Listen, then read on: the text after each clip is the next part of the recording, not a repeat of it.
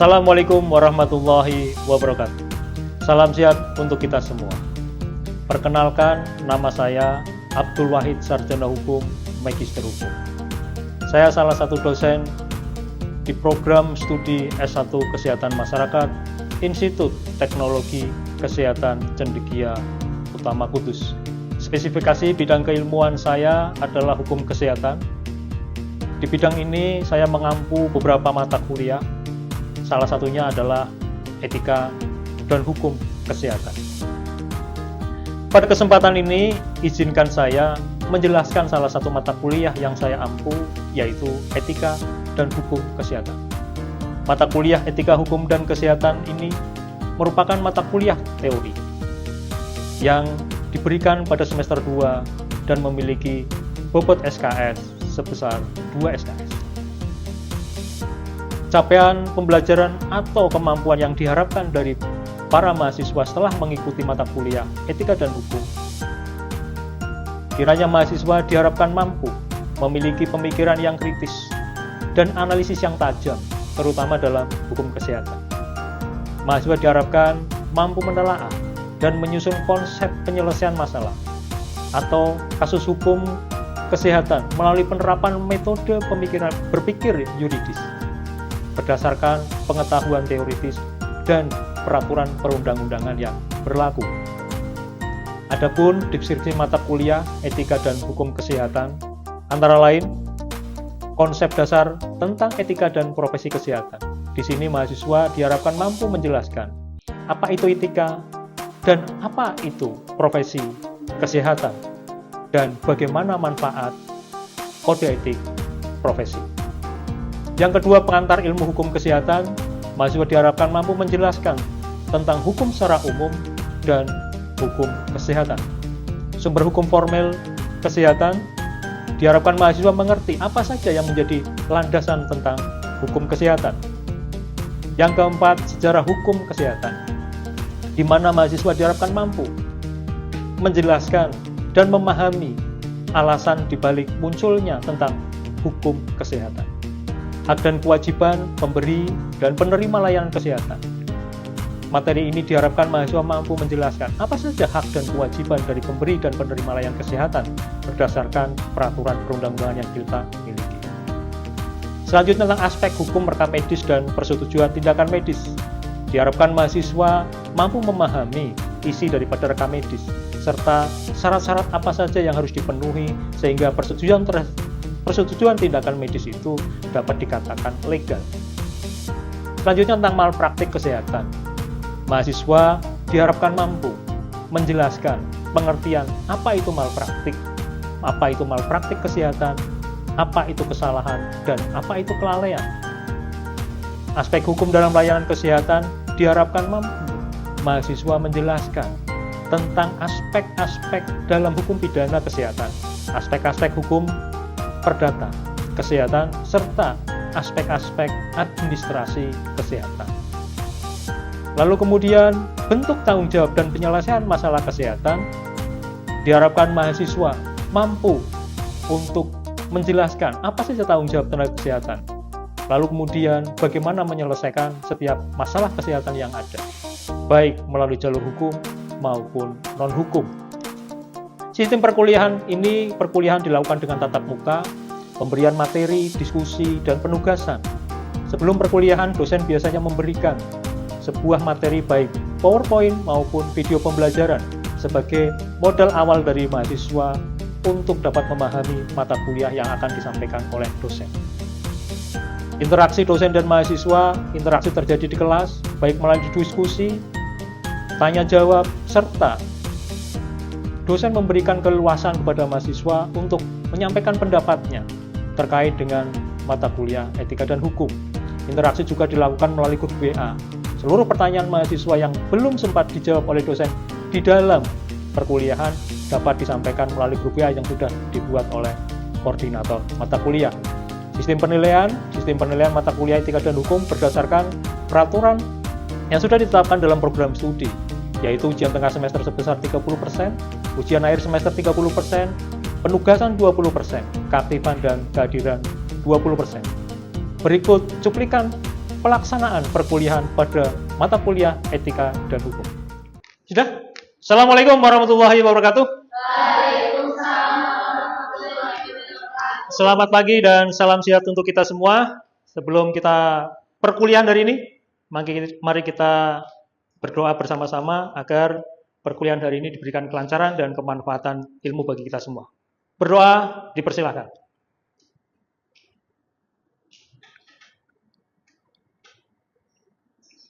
Terima kasih teman-teman semua. Hari ini kita mata kuliah tentang pengantar hukum kesehatan. Tapi sebelum saya menyampaikan materi tentang pengantar hukum kesehatan, lebih baik kita review ulang materi yang sudah saya sampaikan kemarin terkait dengan etika dan profesi kesehatan. Saya ingin bertanya terkait dengan apa arti daripada etika. Etika adalah? Jadi etika itu adalah suatu norma maupun aturan yang dipakai sebagai pedoman dalam berperilaku di masyarakat bagi seseorang terkait dengan sifat baik maupun buruk. Ya, etika adalah untuk mengukur apakah itu baik atau buruk. Jadi etika ada baik, ada buruk. Kalau etika profesi? Etika profesi adalah suatu sikap etis yang dimiliki seorang profesional sebagai bagian integral dari sikap hidup dalam mengemban kerjanya, serta menerapkan norma-norma umum pada bidang tertentu atau profesi dalam kehidupan manusia. Ya, intinya bahwa etika profesi adalah mengukur juga apa yang disebut dengan kata profesional, ukurannya tetap sama, yaitu etika baik dan buruk. Kalau kita lihat dari manfaat etika profesi, untuk manfaat dari etika profesi itu banyak Pak. Yang pertama memberi rasa tanggung jawab, terus yang kedua itu sebagai pedoman prinsip, profesionalitas, terus yang ketiga meningkatkan kredibilitas, yang kelima sebagai kontrol sosial, yang keenam mensejahterakan kesejahteraan anggota, terus yang ketujuh mencegah campur tangan luar, terus yang terakhir sebagai rujukan penyelesaian berbagai permasalahan. Ya, intinya bahwa manfaat etika profesi sering kita lihat di apa yang disebut dengan ada kode etik profesi. Ada beberapa hal terkait manfaat di sana, sampai dengan bagaimana sengketa itu dapat diselesaikan dengan baik. Jadi setiap profesi selalu memiliki kode etik. Kode etik adalah rambu-rambu dalam menjalankan setiap pekerjaannya. Jadi di sana juga bagaimana suatu masalah itu muncul, itu terkait dengan bagaimana juga kita harus menyelesaikan. Nanti kita lihat, kan ada kalau kita lihat terkait dengan penyelesaian sengketa. Ada yang bersifat hukum dan non-hukum. Itu terkait dengan materi kuliah kemarin. Sekarang kita masuk pada pengantar ilmu hukum kesehatan. Apa yang dimaksud dengan hukum? Sekarang hukum. Hukum itu sesuai dengan materi yang saya sampaikan atau kita kirim ke grup WA, hukum adalah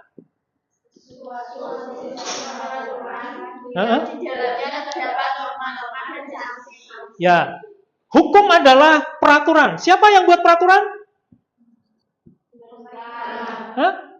Penyelenggara? Negara. Siapa penyelenggara negara? Orang-orang yang kita pilih. Melalui apa? Pemilu. Maka untuk mempelajari hukum ini kita harus belajar juga apa yang disebut dengan demokrasi. Demokrasi ada di mana? Ada yang disebut dengan pendidikan kewarganegaraan. Kalau tanpa kita belajar tentang demokrasi, maka susah akan memahami tentang hukum. Karena hukum itu adalah di mana suatu aturan itu dibentuk atau dibuat oleh penyelenggara negara. Siapa penyelenggara negara? Adalah orang-orang yang mewakili kita. Dari mana itu? Dari sistem demokrasi kita mereka terpilih. Apalagi hukum selain daripada penyelenggara negara, lalu kemudian ada sanksi. Bagi siapa?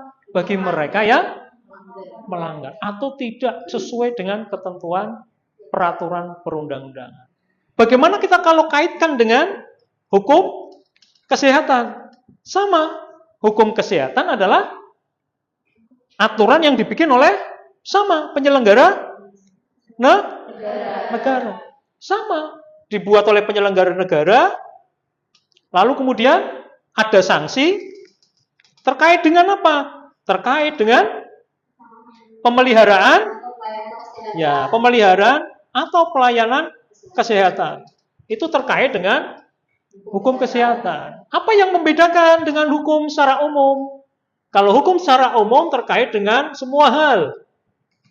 Kalau yang disebut dengan leg generalis, kan dulu ada leg generalis, ada leg spesialis. Hukum kesehatan itu termasuk dalam leg spesialis, di mana hanya mengatur terkait dengan pengelolaan kesehatan. Jadi teman-teman nanti kalau pada saat bekerja di dunia kesehatan, hukumnya bisa secara administrasi bisa berdasarkan hukum secara umum, banyak diangkat jadi PNS begitu. Tapi pada saat Anda kerja di layanan kesehatan akan terpengaruh dengan hukum kesehatan. Makanya sebagai warga negara yang baik tidak boleh kayak anti hukum begitu. Saya kan orang kesehatan, saya nggak perlu hukum. Enggak. Kita dari mulai tidur sampai tidur lagi itu semuanya diatur dengan hukum. Lalu kemudian apa tujuan daripada dibentuknya hukum? Sama nanti ya. Nanti kita lihat tujuan dibentuknya hukum secara universal adalah untuk menciptakan sebuah ketertiban, keadilan, dan perlindungan hukum secara umum. Jadi tujuan daripada itu adalah untuk yang pertama adalah menciptakan keadilan, menciptakan ketertiban, perlindungan hukum. Yang kedua, tujuan hukum adalah untuk mencegah setiap orang membuat hukumnya sendiri. Kenapa? Karena setiap orang memiliki perspektif keadilannya sendiri. Maka jangan salah, lalu kemudian ada orang mencuri dipukulin. Itu untuk mencegah itu dibentuklah hukum. Kalau tidak ada hukum, munculnya hukum rimba. Siapa yang kuat akan menelan yang lemah. Siapa yang kaya akan menelan yang miskin. Itu yang disebut dengan tujuan hukum. Bagaimana fungsi hukum? Fungsi hukum itu ada dua. Yang pertama adalah untuk yang kedua untuk keadilan. Hukum itu berfungsi untuk membuat suatu perlindungan kepada siapa? Kepada siapa saja yang menjalankan kehidupannya sesuai dengan aturan yang ada. Contoh umpamanya tenaga kesehatan dalam bekerja berdasarkan sesuai peraturan perundang-undangan, maka dia akan mendapatkan perlindungan. Yang tidak mendapatkan perlindungan siapa, Pak? Setiap orang yang menjalankan hak dan kewajibannya tidak sesuai dengan hukum, maka dia tidak akan mendapatkan perlindungan. Tidak boleh mencuri, mencuri. Maka dia tidak akan mendapatkan perlindungan, tapi akan mendapatkan sanksi hukum. Yang kedua tentang keadilan. Hukum itu memberikan keadilan. Kenapa? Karena persepsi kita, di kepala kita, keadilan itu berdasarkan ukuran kita. Yang sana mengatakan, oh ini adil, yang sini adil. Adil itu yang bersifat subjektif. Maka adil yang biar bersifat objektif, untuk semuanya ditara sama, dibentuklah sebuah hukum. Hukum itu adalah kesepakatan. Kesepakatan oleh siapa? Seluruh rakyat melalui wakil. Kalau wakilnya benar. Kalau wakilnya nggak benar, ya toh, semoga benar. Kenapa? Karena itu tadi. Hukum adalah kesepakatan. Sehingga apa? Biar orang tidak main hakim sendiri, dibuatlah hukum untuk keadilan. Pak, bisa enggak keadilan itu diterima oleh setiap individu? Tapi sebagai warga negara atau sebagai negara, keadilan itu harus dimunculkan. Standarnya harus dibuat.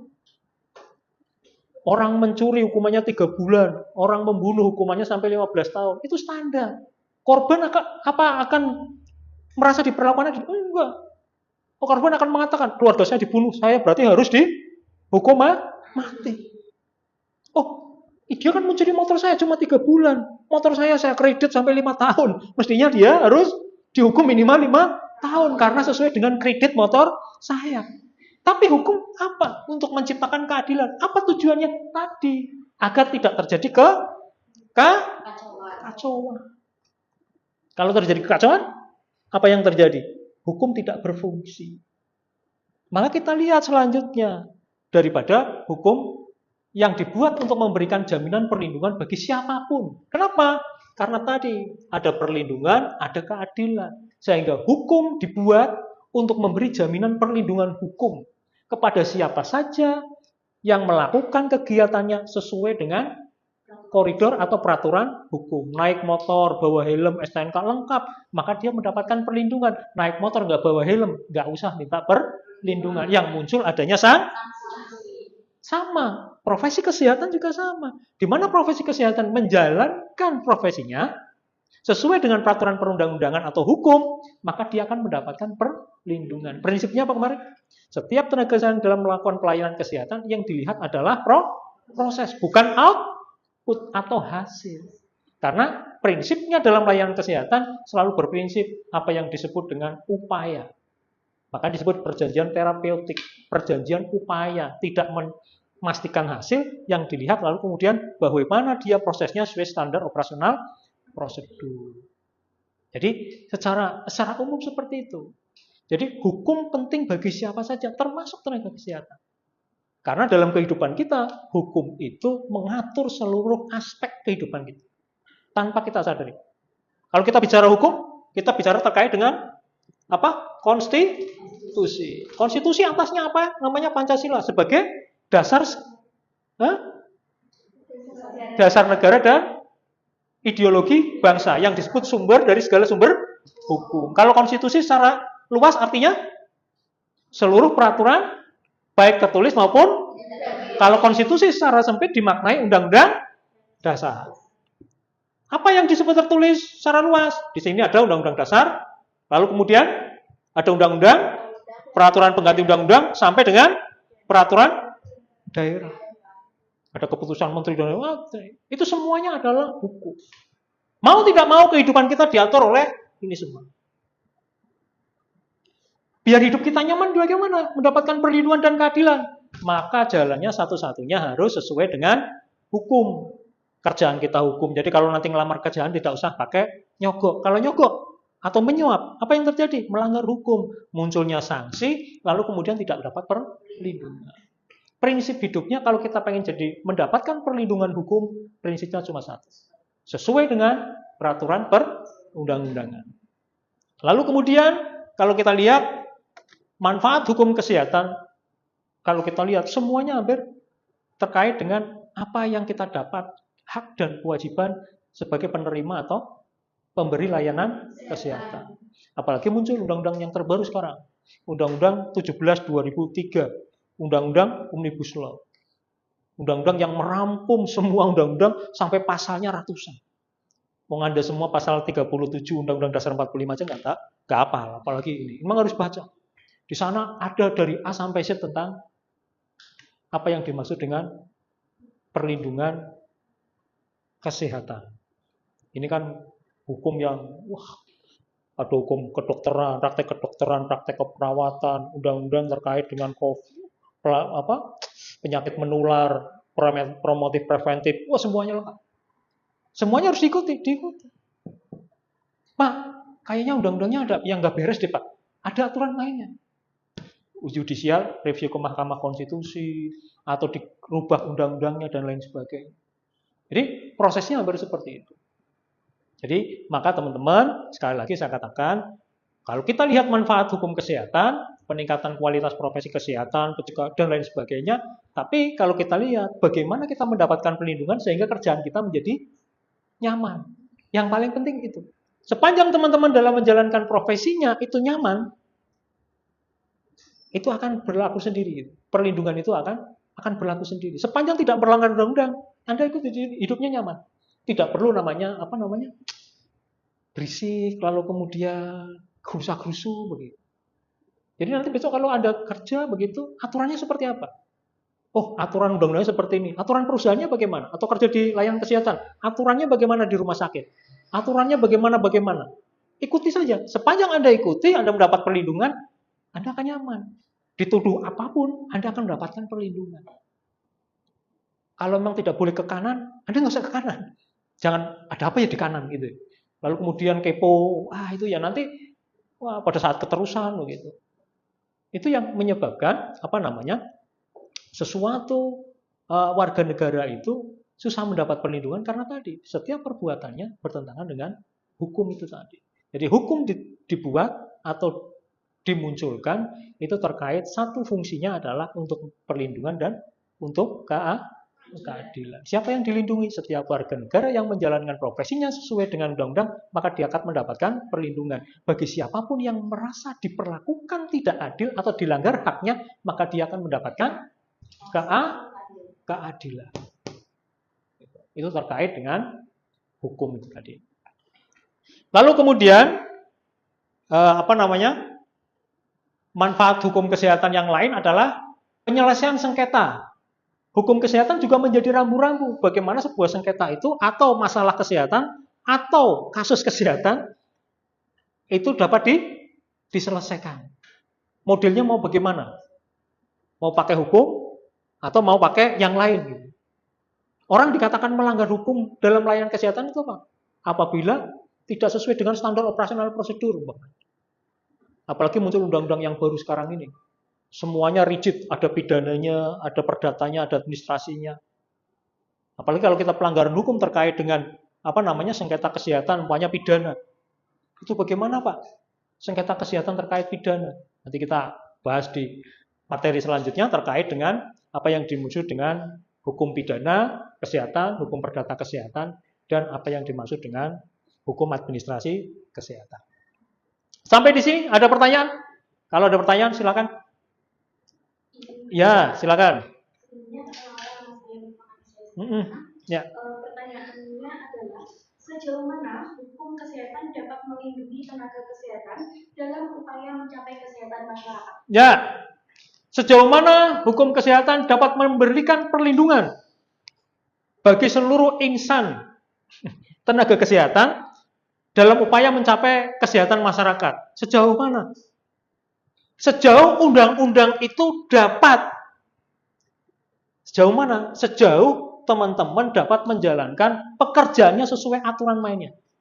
Sepanjang teman-teman menjalankan aturan main atau pekerjaannya sesuai dengan undang-undang, sejauh itulah Anda akan mendapatkan perlindungan hukum. Apa bentuknya? Salah satunya adalah Anda tidak dapat dipersalahkan. Karena tadi prosesnya, dalam layanan kesehatan, ujungnya adalah proses, bukan output. Beda dengan hukum secara umum, bentuknya output. Anda naik motor, jalan kiri 10 km per jam, tapi nabrak orang. Yang disalahkan apa? Motornya. Kenapa? Dilihat akibatnya. Tapi kalau dalam layanan kesehatan, yang dilihat prosesnya. Anda melakukan layanan dengan baik, orangnya meninggal. Sepanjang standar operasional prosedur itu ditetapkan, maka Anda tidak perlu atau dapat dimintakan pertanggungjawaban secara hukum. Pertanyaannya adalah sejauh mana? Sejauh Anda dapat menjalankan profesi Anda sesuai dengan standar operasional prosedur atau sesuai dengan undang-undang. Makanya jangan sekali-kali mencoba untuk melanggar. Sepanjang Anda tidak melanggar hukum, maka sejauh itu juga Anda mendapatkan perlindungan. Berlaku pada siapapun. Jadi tenaga kesehatan tidak perlu bingung, takut dan lain sebagainya. Yang takut itu karena menjalankan profesinya tidak sesuai aturan hukum. Umpamanya Anda bersifat promotif preventif sebagai tenaga kesehatan masyarakat, tapi kerjaannya malahan kuratif pengobatan atau terkait dengan rehabilitatif. Itu yang tidak sesuai. Jadi kalau pekerjaan Anda sesuai dengan promotif preventif, ya kerjakan preventif. Rehabilitatif silakan bagian yang lain, kuratif pengobatan yang lain. Sepanjang itu Anda pegang, maka sejauh itu hukum itu dapat melindungi Anda. Jadi tidak perlu takut begitu. Terkait dengan apakah saya akan dilindungi? Pasti dilindungi oleh hukum sepanjang tadi tidak bertentangan dengan hukum apapun. Tidak mesti harus tenaga kesehatan. Semua profesi atau semua orang sebagai warga negara, sepanjang dia menjalankan hukum dengan baik, maka pasti akan mendapatkan perlindungan hukum. Pak, hukumnya nggak benar, itu konteks yang lain. Kalau hukumnya nggak benar, konteksnya yang lain. Tapi sepanjang hukum itu ada, itu dianggap jalan tengah untuk mencapai keadilan. Karena itu tadi kesepakatan. Ya, sampai di sini. Sebelum saya akhiri, saya minta satu orang untuk membacakan kesimpulan dari kuliah kita pada pagi hari. Silakan. Ya. Perkenalkan, nama saya Nazira. Ya. Saya akan menyimpulkan materi pada pagi hari ini, yaitu hukum adalah seperangkat aturan yang berisi mengenai norma-norma dan sanksi yang bertujuan untuk mengendalikan perilaku manusia di lingkungan tersebut dan juga menjaga ketertiban dan keadilan serta mencegah terjadinya kekacauan. Terus sedangkan yang hukum kesehatan yaitu seperangkat aturan yang berisi norma-norma dan sanksi yang berhubungan langsung dengan pemeliharaan atau pelayanan kesehatan tersebut. Nah, tujuan hukum kesehatan yaitu adalah untuk menciptakan ketertiban dan juga keadilan di masyarakat terkait dengan pemeliharaan ataupun layanan kesehatan tersebut. Sedangkan yang hukum kesehatan itu, kenapa hukum kesehatan dibuat? Yaitu untuk dapat memberikan perlindungan hukum bagi pemberi maupun penerima layanan kesehatan yang bekerja sesuai dengan aturan yang sudah ditetapkan. Ya. Terima kasih.